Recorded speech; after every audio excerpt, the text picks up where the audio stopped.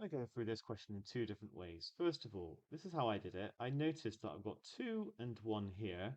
So this must be half of an equilateral triangle. If I extend it another 1, then I can make a triangle with a side of 2 and 2.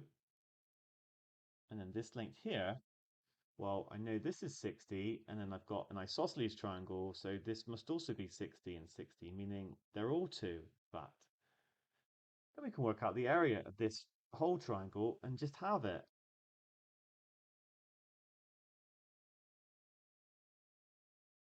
So to work out the area, in fact, we split it into 2.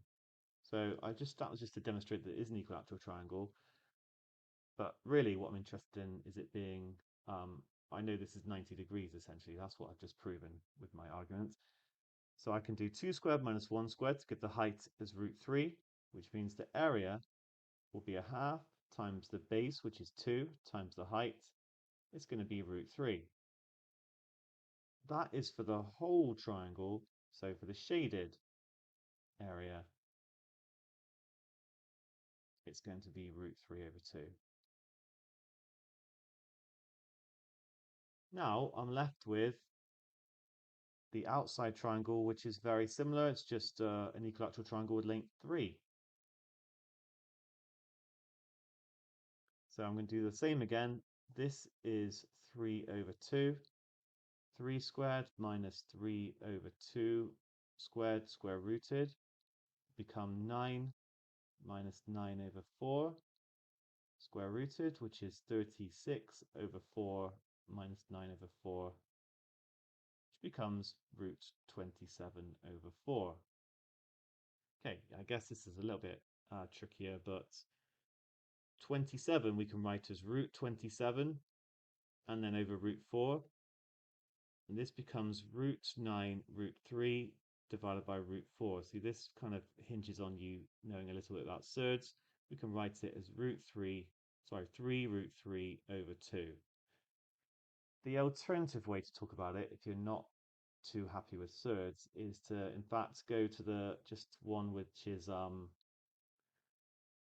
1 by 1, or maybe we can just work in terms of x. I might get into some difficulties here. Let's see. So this would be a half x. It's kind of good to know what the area of an equilateral triangle is, to be fair. So then I'll get x squared minus a quarter x squared. I've just squared both and subtracted, which gives 3/4 x squared square rooted, which gives √3/2x. And then what we can do is we can say, well, when x is 3, I'm just going to get 3√3/2. So sometimes it's actually easier to work algebraically and get a general result and then substitute our value in. So, okay, in any case, we get 3√3/2 that is for the height, remember. So now the area will be a half times the base, 3, times 3√3/2, which becomes 9√3/4. So I'm nearly there. The overall fraction will be √3/2 divided by this 9√3/4. We can keep change flip, so √3/2 times 4/9√3. The √3's cancel, the 2 and the 4 partially cancel, and I'm left with an answer of 2/9. It's a pretty good method, I think. I've had to use Pythagoras multiple times, deal with surds and so on, but we got there, and I quite like that. Now here's a method that ends up being much, much quicker, if you can see it. So in the solutions, they decided to split the equilateral triangle into 9 small equilateral triangles. You should know that you can split an equilateral triangle into smaller numbers. In fact, you can just sort of keep going if you want. It's pretty cool.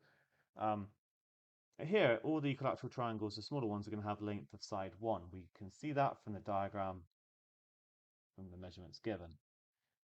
And there are 9 small triangles. And here we can now see that half of APR is shaded. So because APR is worth 4 triangles, the shaded area is going to be worth 2 of these triangles, and therefore we get 2/9 straight away.